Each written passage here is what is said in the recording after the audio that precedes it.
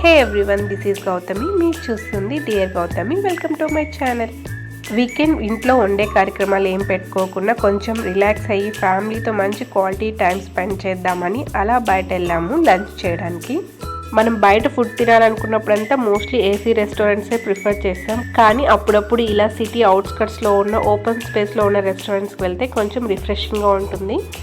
మేమైతే సిటీకి కొంచెం దూరంగా హైవే పక్కనే ఉన్న పెండీస్ కిచెన్కి వెళ్ళాము. ఇక్కడ పెద్ద పెద్ద మ్యాంగో ట్రీస్ ఉంటాయి. మ్యాంగో ట్రీస్ కింద మనకి వాళ్ళ టేబుల్స్ అంతా అరేంజ్ చేసి ఉంటారు కూర్చొని తినడానికి.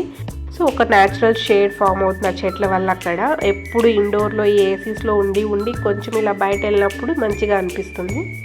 అండ్ వీళ్ళే my cute family members.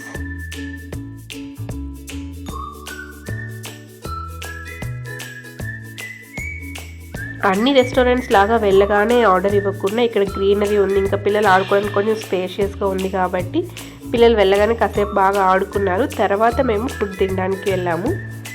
Food కన్నా ముందు మేమైతే కొన్ని హండ్రెడ్స్ ఆఫ్ పిక్స్ అయితే దిగాం ఫ్యామిలీ అందరం కలిసి.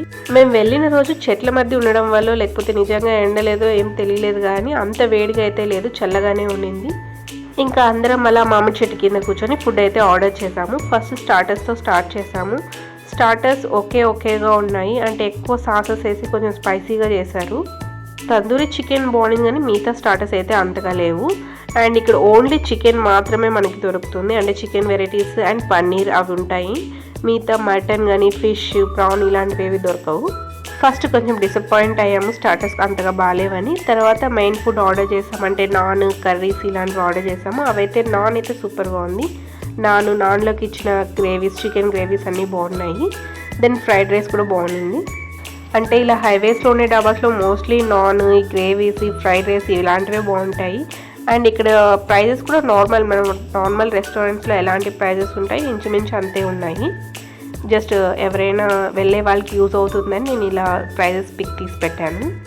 మేము రెస్టారెంట్కి 2కి అలా వెళ్ళాము. మేము లంచ్ అంతా ఫినిష్ చేసేసరికి 4:30 అలా అయింది. ఎందుకంటే మేము ఫుడ్ తినేసిన వెంటనే అక్కడి నుంచి బయలుదేరలేదు, కాసేపు అక్కడ పిల్లల్ని ఆడిపించుకొని తర్వాత స్టార్ట్ అయ్యాము.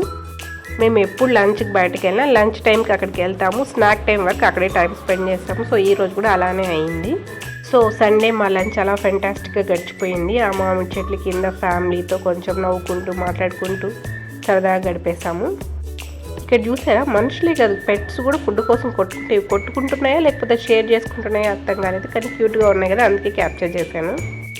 ఆ రెస్టారెంట్లోని వాళ్ళు ర్యాబిట్స్ని, బాతుల్ని పెంచుతున్నారు. సో అందుకే వచ్చిన వాళ్ళందరూ ఫుడ్ తిన్నాక కంపల్సరీగా వాటి దగ్గరికి వచ్చి వాటిని ఫీడ్ చేస్తున్నారు.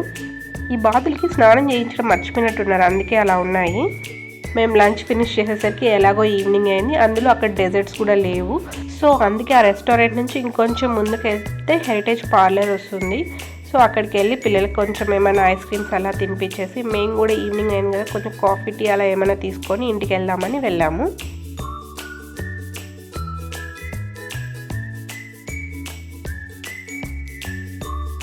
హైవే పక్కన ఉండడం వల్ల ఏమో కానీ ఎప్పుడు ఇక్కడ ఫుల్ రష్గా ఉంటారు జనాలు.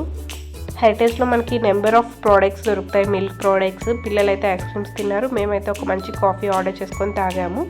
So that's about my weekend blog. Hope you like this small weekend blog. ఎలా అనిపించింది? నచ్చితే లైక్ చేయండి, షేర్ చేయండి అండ్ తప్పకుండా ఛానల్ని సబ్స్క్రైబ్ చేసుకోండి. Thanks for watching. బాయ్.